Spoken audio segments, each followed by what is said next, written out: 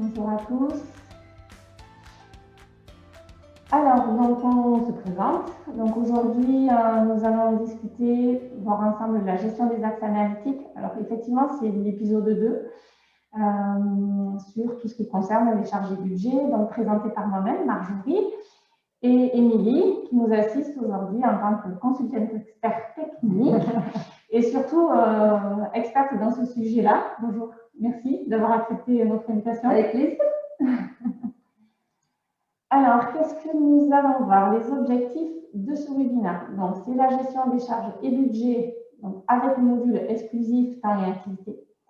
Afin d'approfondir le suivi des axes analytiques, puisque comme je vous disais, donc, nous avons vu l'épisode 1 qui date un petit peu, on va le revoir très brièvement.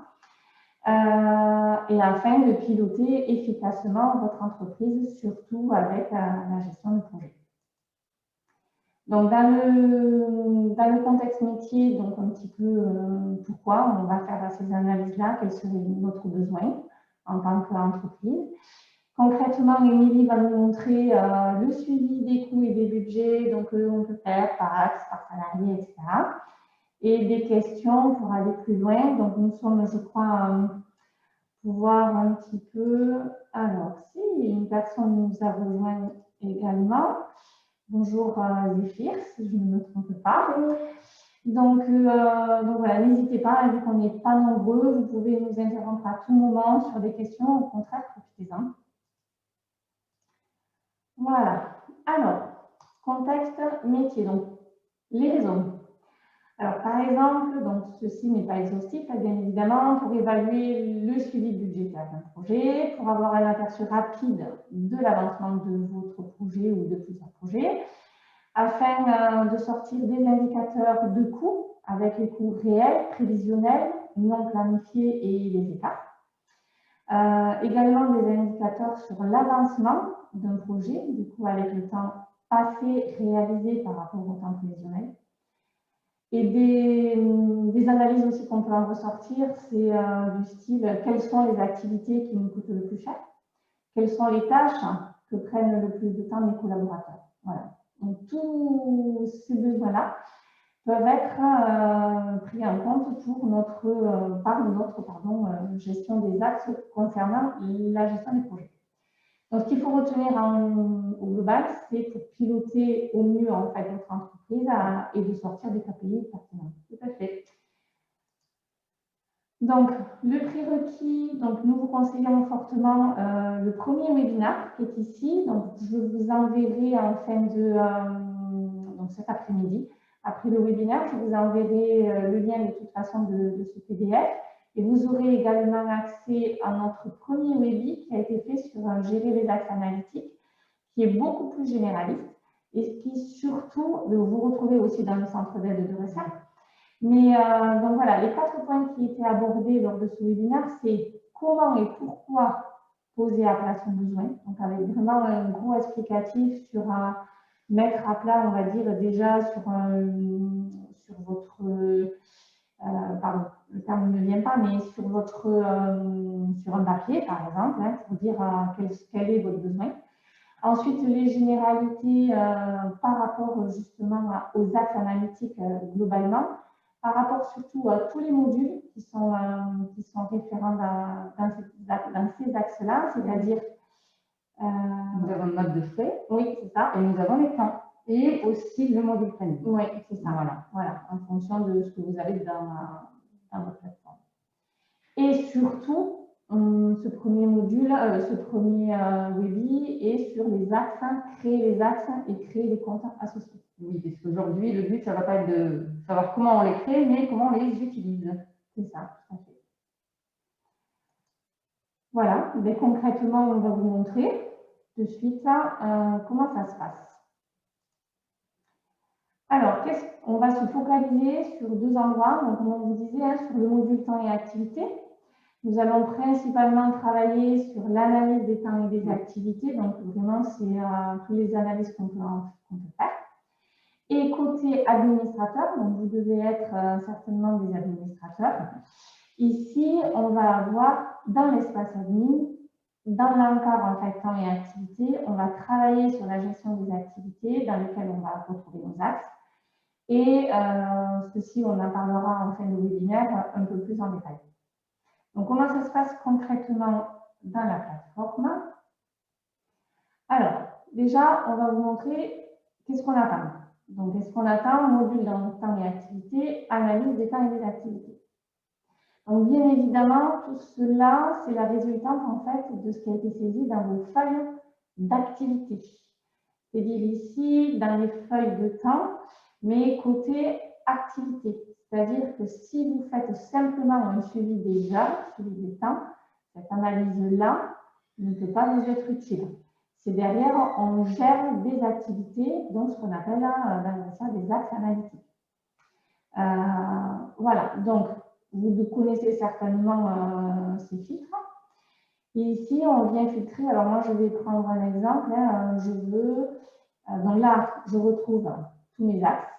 Donc là, j'en ai traité 3. Nous, on en a 3 en exemple. On peut en avoir jusqu'à 5. C'est ça. Pas plus, par contre. Tout à fait. Donc nous, on va travailler, notre premier, on est vraiment dans notre exemple sur une gestion de projet, donc avec des clients, des projets, des tâches. Là, moi, je vais prendre mon client, par exemple, le mairie de Toulouse. Je vais laisser ce qui est ici, mais je peux aussi prendre à partir du 1er janvier 2021. Hop là, non, pas 99. Ça va un petit peu loin. C'est mieux. J'affiche. OK. Donc là, je vais avoir déjà un global de mon avancement et suivi budgétaire. Donc, j'ai différents éléments qui vont vous être présentés tout à l'heure. Donc, où on va retrouver, ça c'est du fixe prévisionnel, c'est dans les axes qu'on va retrouver, identifier cette notion de charge. On est en charge et on est en budget. En budget au niveau du montant. Alors ici, oui, ce que je ne vous ai pas dit, on peut afficher en jour ou on peut afficher en heure. Donc, c'est un choix finalement que vous allez pouvoir faire vous. On va y revenir tout à l'heure un peu plus en détail sur comment est-ce que vous pouvez le paramétrer. Mais en général, c'est un choix qu'on fait dès le début de savoir est-ce qu'on veut sortir nos chiffres en jour ou en heure. Voilà. Dans tous les cas, vous avez quand même à n'importe quel moment la possibilité de faire une petite conversion grâce à ce filtre. C'est ça. Et la conversion, elle se fait par rapport à l'horaire de travail du salarié. Et dans tous les cas, le salarié, lui, quand il saisit ses temps, il peut aussi les saisir en heure. Et vous, derrière, vous faites des analyses en jour. Ou il le saisit en jour et vous faites des analyses en heure. Alors, la conversion, elle se fait par rapport à son horaire, dans tous les cas, à son horaire à lui. Alors, je vais, moi, repartir sur les jours. Voilà. Et ici, donc, j'ai mon global. Donc, tu y reviendras. Je vais revenir. Voilà. Je ne vais pas le détailler ici. Et ici, j'ai mon détail. Dans tous les cas, par rapport à mon client. Et je peux aller rechercher par rapport à tous les projets liés à mon client et à toutes les tâches également liées à tous les projets de mon client. Parce que nous, on a vraiment fait une arborescence entre ces trois niveaux. Voilà. Et pour l'instant, on va s'arrêter là. Et après, vous pouvez faire tout export Excel qu'on a ici et qui sont du global, du standard donné par Lucien. Et après, vous pouvez aussi vous en créer, mais on n'est pas sur ça aujourd'hui, sur cette fonctionnalité. Voilà. Je pense que c'est bon. On va pouvoir vous montrer comment paramétrer tout ça. C'est ça. Là, vous avez vu le résultat final. C'est ça. Et comment on y arrive. Je te laisse la main. Allez, c'est parti. Hop. Donc, là, on a vu que le prévisionnel remontait. On va rester sur notre axe client pour l'exemple. Bien sûr, vous pouvez choisir l'axe que vous voulez. Donc là, on a un prévisionnel à 50 jours et un budget à 100 000 euros. Donc, on va aller regarder ici, donc, dans notre espace admin des temps. Vous avez donc plusieurs possibilités et vous avez surtout la partie axe analytique. Alors, n'hésitez pas à taper si vous ne le retrouvez pas ici dans la barre de recherche axe, ce sera peut-être plus facile. Donc, je fais ouvrir. Normalement, ça, vous connaissez puisqu'on le voit dans la première partie. Et on va aller regarder notre axe client. Dans notre axe client, ici, on va retrouver dans le compte la liste de tous les comptes de tous les clients, mais on va d'abord aller regarder un tout petit peu l'onglet général. Alors, dans cet onglet général, déjà, une petite nouveauté. Alors, une petite parenthèse là sur ça, puisqu'on en profite pour vous montrer ici cette case à cocher. Empêcher l'imputation des activités. Alors, la case à cocher est ici. Si je la coche, je vais avoir plusieurs possibilités. Et en fait, souvent, on souhaite pouvoir faire en sorte que nos salariés ne saisissent plus sur certains comptes à partir d'une certaine date. C'est ça. Et donc, ici, on va pouvoir choisir. Donc, vous avez des dates de début et des dates de fin indiquées sur chaque compte. Et si vous souhaitez qu'elles soient vraiment utilisées à d'autres fins que des fins de statistiques, eh bien, vous allez pouvoir ici l'activer. Voilà, donc ça c'était notre petite parenthèse. Oui, une nouveauté de quelques mois, je crois. Oui, tout à fait, ça fait quelques mois que c'est sorti. Ouais.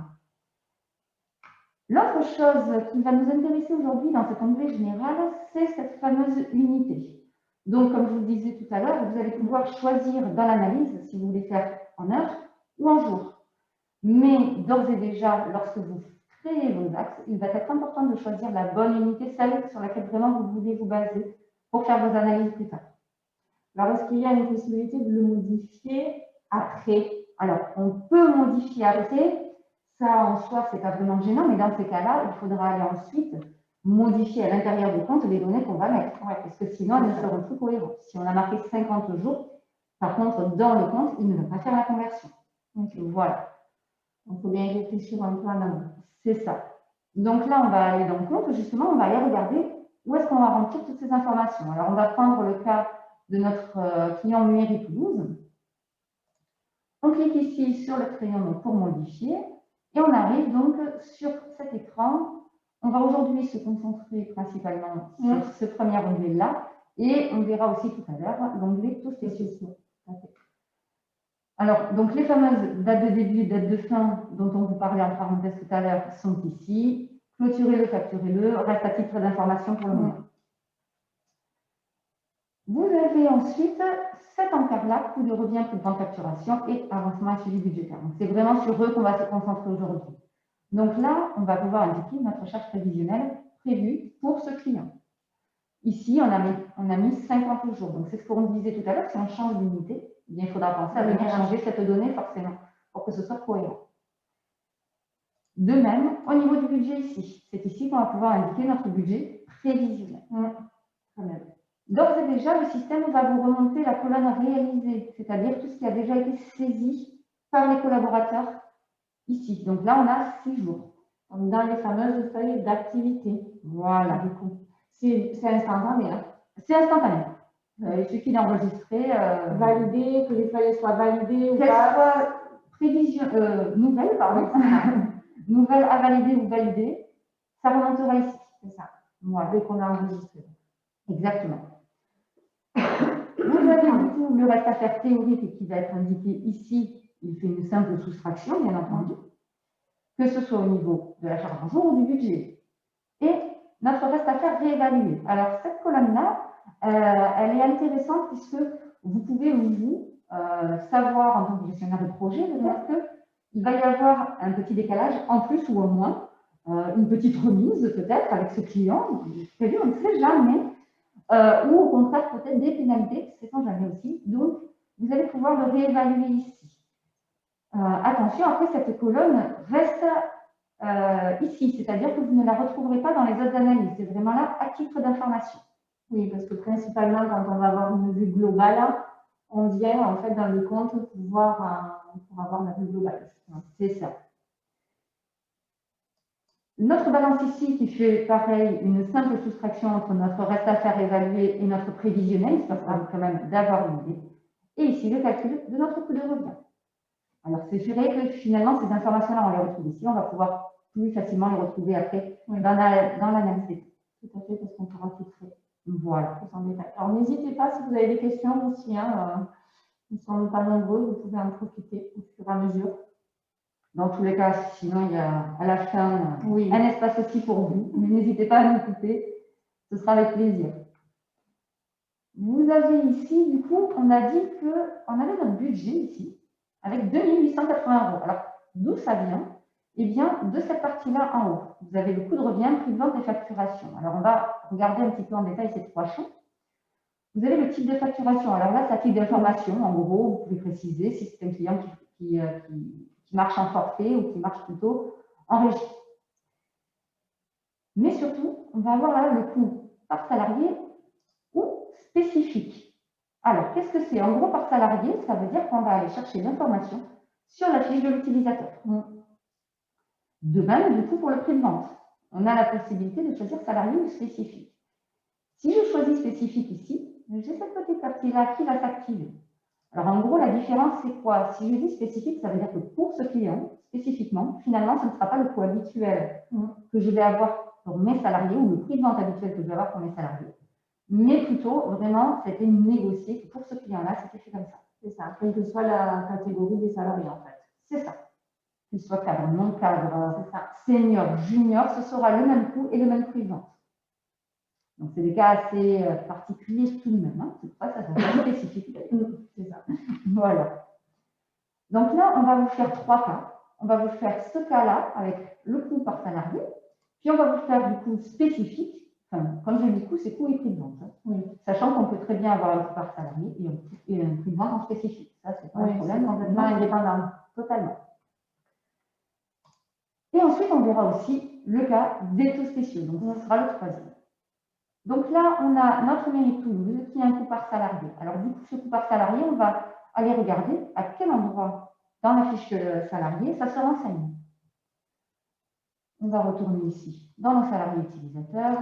Vous avez détecté que j'avais fait des modifications. Voilà, on va retoucher. On va aller regarder notre salarié marque Capitole.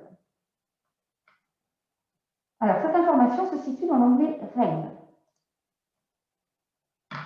On descend un petit peu plus bas dans la partie temps et activité. Et ici, on a la partie budget, tout simplement. Donc, on va retrouver un coût de revient horaire ainsi qu'un prix de vente horaire. Et pareil, un coût de revient journalier et un prix de vente journalier. Donc, ça revient toujours à ce qu'on disait. Si vous avez choisi une unité en jour, eh bien, il va être important de renseigner le coût de revient journalier et le coût de vente journalier. Le prix de vente horaire et le coût de revient horaire, c'est pas plus mal aussi de les renseigner puisque de toute façon, vous allez ensuite pouvoir faire votre changement d'unité. Donc, autant le renseigner si vous le connaissez. Et en plus, on peut peut-être, certains clients vous sera un jour, d'autres en heure. Donc, de ce fait, automatiquement, les quatre sont intéressants. C'est ça, tout à fait. Donc, une fois qu'on a renseigné tout ça, eh bien, on est paré, on a tout ce qu'il faut pour ensuite aller faire nos analyses. Donc, on retourne sur l'écran que vous avez vu tout à l'heure, dans l'analyse des temps. Ici, donc, on a filtré sur notre client mairie Toulouse. On est en unité jour. Et on va retrouver donc notre prévisionnel de 50 jours avec notre budget à 100 jours. Ici, notre réalisé est à 6 jours. Ça correspond bien aux 6 lignes ici indiquées par marque Capitole. C'est bon, tout est là, tout va bien. Ici, notre 2880 €, donc c'est ce qui correspond à ce qu'on avait vu sur la fiche de marque Capitole. Donc, si on passe la souris dessus, si on a un petit doute sur comment ça se calcule, on voit que c'est le nombre de jours effectués, donc c'est-à-dire les 6 jours, multiplié par le prix de vente journalier, et on vous rappelle par salarié spécifique. Et là, c'était le cas du salarié. C'est ça. Alors, je me rappelle du 30 € par heure, mais sur le jour, là, je ne l'ai plus en tête. Oh, on peut le retrouver après. Mais c'était ça. C'était ça. Voilà. Bon, alors après, du coup, notre reste à faire, eh bien, forcément, 50-6, on est bien sur nos 44 jours. Et ici, en termes de budget, on a bien du 100 000 moins les 2880 € déjà dépensés. On est à 97 120. Pareil par rapport au coût de revient. Notre coût de revient, lui, va se baser toujours sur notre nombre de jours effectués, cette fois fois le coût journalier, et donc toujours par salarié. Qui était dans la fiche salarié. Voilà.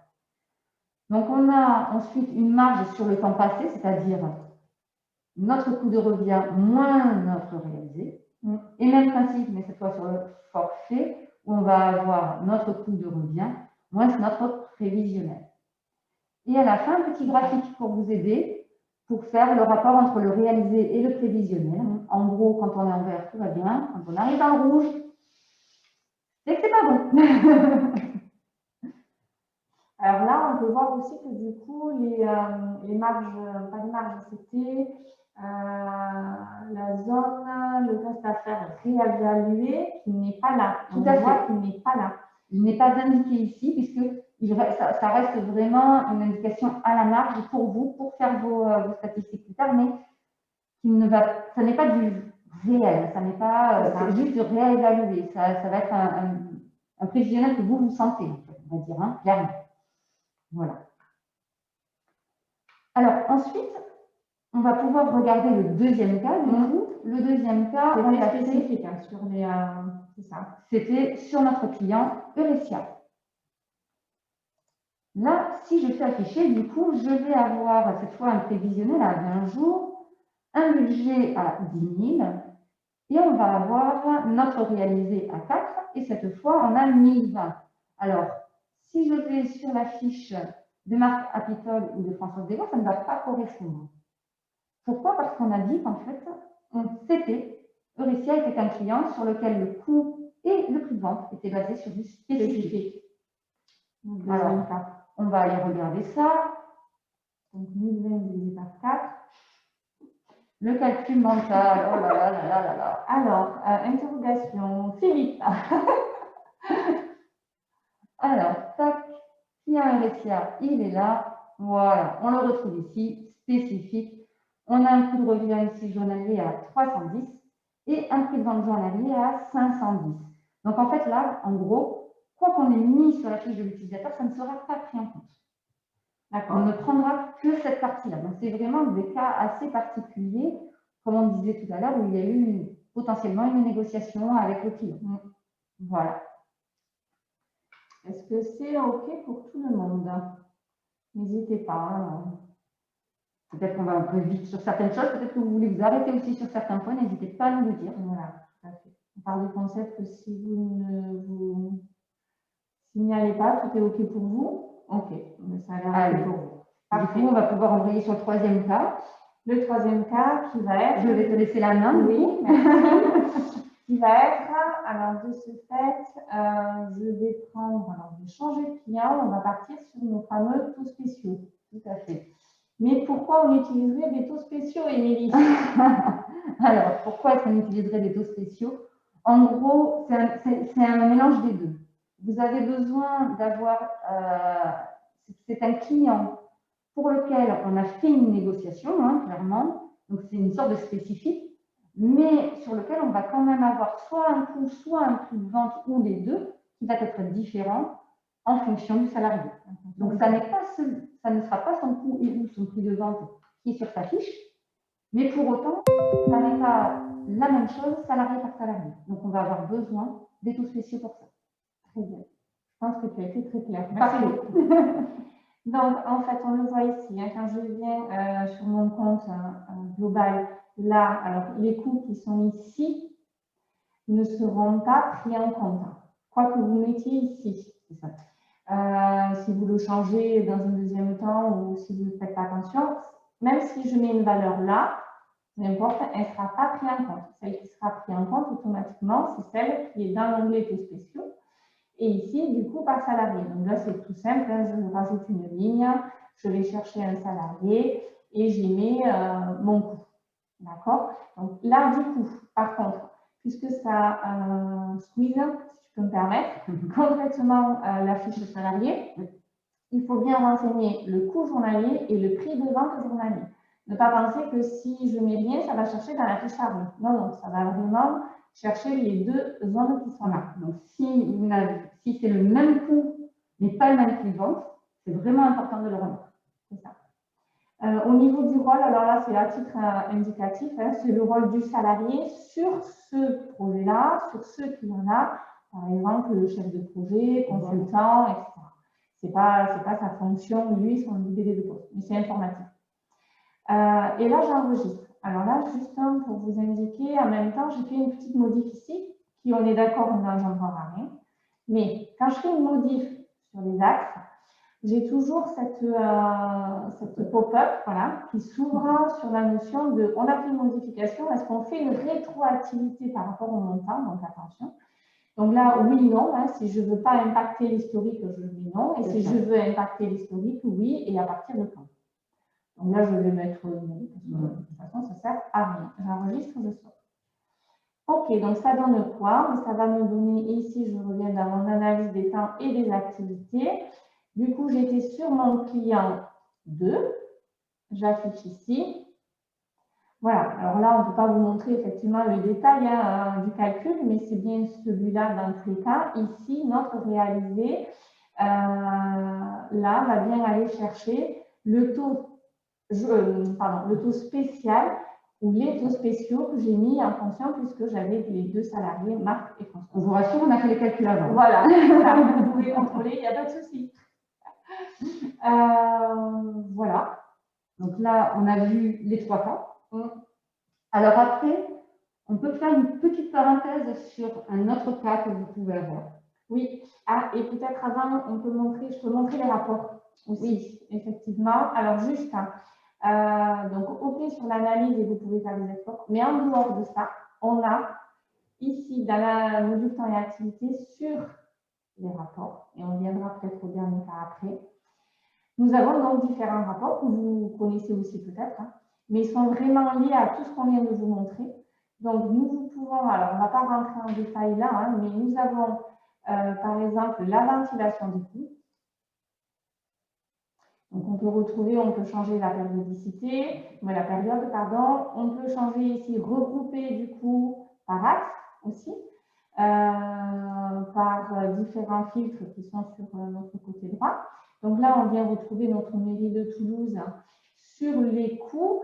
Alors, ce qui est bien précisé dans tous les rapports que vous faites, c'est cette notion qui est là. Ça dit bien que ça va chercher aussi tout ce qui est déjà activité. Alors là, ce n'est pas noté d'ailleurs, mais sur certains, c'est noté pour bien en fait que vous le rappelez. Et ça donne toujours des précisions spécifiques à chaque rapport. Voilà, qu'est-ce qu'on peut avoir d'autre qui peut être intéressant? On a la préfacturation sur les exports Excel qui peut être intéressant. Donc, ça va aller vous rechercher les informations que vous avez autant sur la fiche utilisateur que sur ce qui a été saisi. Donc, vous allez avoir du détail de chaque activité. Vous voyez, là, par exemple, on retrouve nos clients. Alors, on a d'autres choses que les exemples que vous avez vus, d'ailleurs. On a le client 1, le client 2. On retrouve aussi Eurecia, Mairie de Toulouse. Et en face, à chaque fois, on va avoir le temps passé avec le taux horaire. Alors là, pourquoi le taux horaire? Parce qu'on a sorti notre Excel avec une unité heure, justement. Et donc, il a fait la conversion. Mais on pouvait très bien dire que notre Excel, on le voulait en jour, si on restait toujours sur notre unité jour. Tout à fait, ici.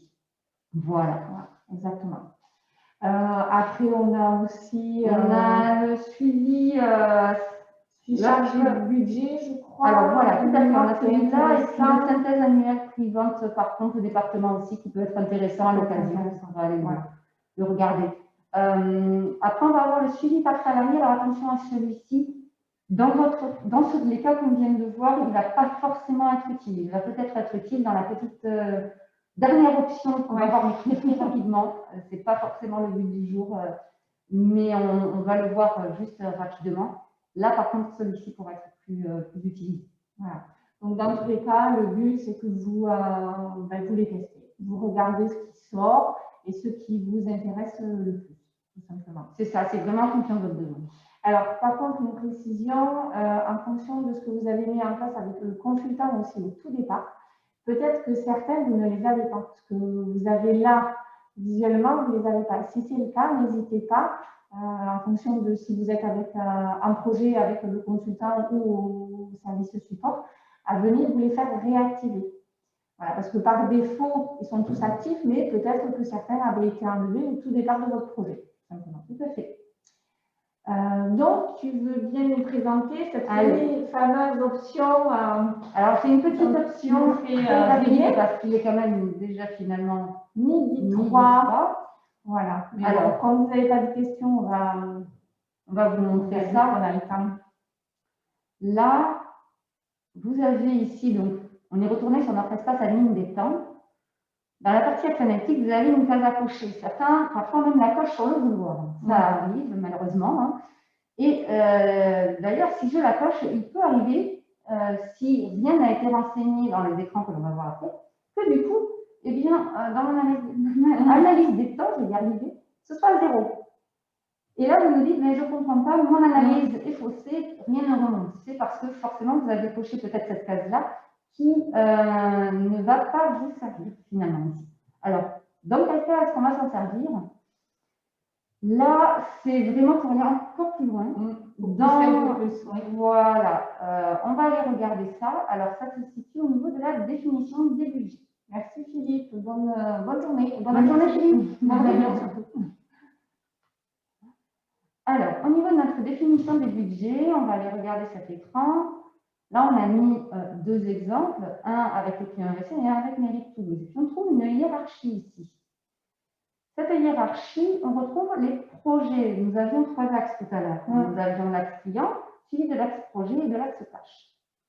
Là, nous avons décidé d'aller faire une analyse hiérarchique et donc poussée par le client puis le projet.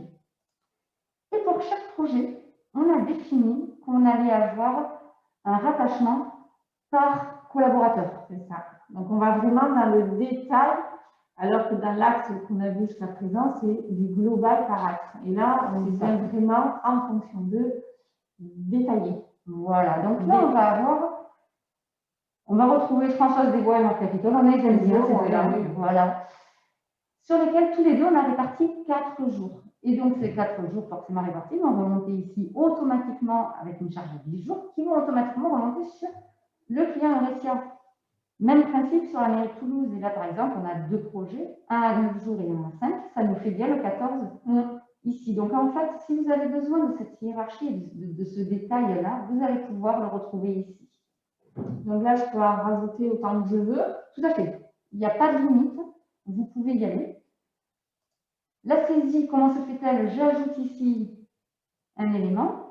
Je vais donc chercher mon client. D'accord. Donc, mon premier axe, en fait. Voilà. Je valide ma ligne. Je ne peux pas faire plus pour le moment. Et je vais ajouter sur ce client les projets qui lui sont rattachés. Donc là, on va prendre par exemple notre projet 6. Je valide également. Et comme j'ai un 3e niveau, mais mon 3e niveau, c'est qui? Ce sont mes salariés. Et pourquoi je n'ai pas mon 3e axe? Alors, pourquoi est-ce qu'on n'a pas le 3e axe? C'est parce que nous, on a décidé, dans notre analyse, qu'on n'avait pas besoin d'aller jusqu'à ce détail-là. Mais comment je vais faire pour lui dire ça? Je vais aller au niveau de mes axes. Dans le client ici, dans notre onglet général, je vais avoir cette fameuse case mode gestion de projet. Donc, si elle est cochée, ça va ressortir. Si elle n'est pas cochée, ça ne va pas ressortir. Attention, par contre, il faut bien commencer au premier axe et aller en descendant. Si vous commencez au 2e axe, si vous vous dites, bon, ben, moi, mon analyse, elle se fait sur le projet. Oui, c'est le 2e axe. Il me faut obligatoirement aller le cocher quand même sur le premier. Il faut le point de départ. Voilà. Très bien. Donc là, du coup, si je vais sur tâche, tu l'as pas. Voilà. Super. Ok. Donc là, je l'ai activé, du coup, juste pour que vous puissiez avoir une idée de à quoi ça ressemble. Alors, forcément, il y a beaucoup de choses en rouge, hein. C'est normal, ne vous inquiétez pas. C'est une base un petit peu test. Voilà. Si là, je me mets sur tous les clients pour vraiment avoir une vision globale, eh bien, je vais avoir ici une synthèse de tous mes clients. Et là, le détail client par client. D'ailleurs, quand on a un petit point d'exclamation, c'est qu'on est dans le rouge. Forcément, sur notre client 1, comme on n'a pas saisi les prévisionnels, on a effacé automatiquement. Mais on retrouve bien notre prévisionnel ici, sur Eurecia, sur la mairie de Toulouse. Sur le client 2, d'ailleurs, je n'en ai pas saisi, donc c'est normal. Voilà. Donc, c'est juste cette partie-là qui va changer. Bien sûr, les éléments qui ressortent, eux, ne changent pas. C'est forcément uniquement sur notre synthèse qui va changer ici. Donc, ça dépend de l'analyse dont on a besoin. Comment est-ce qu'on souhaite faire notre analyse? On va soit avoir nos 3 premiers cas que l'on a vu tout à l'heure, soit ce dernier cas qui est un peu différent. Voilà, très bien. Est-ce que c'est clair pour tout le monde? Ok, bon, ça a l'air très bien. Merci. Donc, n'hésitez pas, si vous avez des questions, vous avez le petit chat. Oui, vous pouvez écrire dedans, en fait. Bon, malheureusement, on ne vous entend pas, mais on peut vous lire. Ok. Est-ce que sur cette partie-là, c'est terminé? Oui, pour moi, c'est bon. Allez, super. Très bien. Bon, mais, je vais juste continuer donc, sur la présentation. Mais ok, donc merci pour toute ta présentation, Émilie. Fort riche.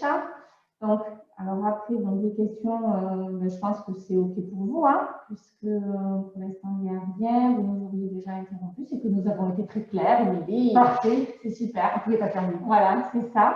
Donc, par contre, n'hésitez pas, si après ce webinaire, vous avez des questions qui vous viennent par rapport au webi, bien évidemment, vous pouvez nous envoyer un petit mail à webinaire-client@touressa.com. Si vous avez, dans tous les cas, différentes questions, le service support est toujours là pour vous. Donc, à ce support@touressa.com ou par téléphone. Sinon, vous avez aussi votre CSM, votre chargé de compte, qui est là pour vous aiguiller.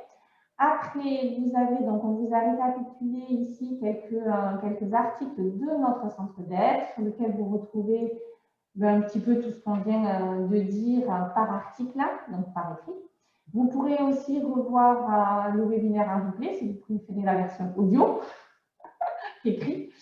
Voilà, donc merci pour votre participation. Donc, nos prochains webinaires sont dans 15 jours. Bonne pratique de vérification par module. Donc là, on va balayer en fait tous les modules. Et le 1er juillet, ça va être principalement sur sur les exports, notes de frais, tout ce qui est comptabilité, virement CEPA, etc. Voilà. Des joyeuses choses.